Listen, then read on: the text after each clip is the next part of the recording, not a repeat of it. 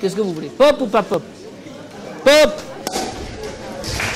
10 ans, c'est une date ronde. On n'avait jamais pensé honnêtement durer 10 ans quand on s'est réunis la première fois avec le comité dans les serres du jardin botanique. Et pour marquer le coup ce soir, on est revenu sur une thématique que nous avions déjà abordée il y a 10 ans, puisque c'était en janvier 2005. C'était une thématique concernant l'idéalisme américain. Alors l'étincelle, elle est partie de 2 foyers.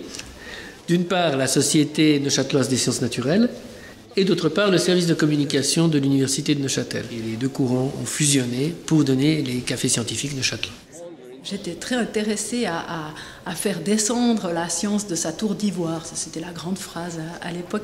Mais vraiment, ouais, de faire se rencontrer le public et puis les scientifiques. Pour moi, les moments forts, c'était à chaque début de café scientifique. J'avais toujours très très peur qu'il n'y ait pas de monde. Donc il y avait des thèmes sur la santé, sur l'environnement, les OGM par exemple, qu'on a abordé plusieurs fois sous différents angles. Et à chaque fois, on trouve de nouveaux arguments, donc on renouvelle complètement le sujet. J'ai envie de dire que les cafés scientifiques suivent vraiment l'actualité. Dans les sujets qui étaient très émotionnels, il y avait un sujet sur les ondes électromagnétiques. Et puis là, il y avait des gens qui étaient malades, et puis voilà, ils accusaient ces antennes ou ces ondes. Et puis c'est vrai que ça, c'était un sujet qui était très émotionnel. Puis ça donnait des cafés qui avaient une autre couleur, quoi, qui était peut-être plus intense.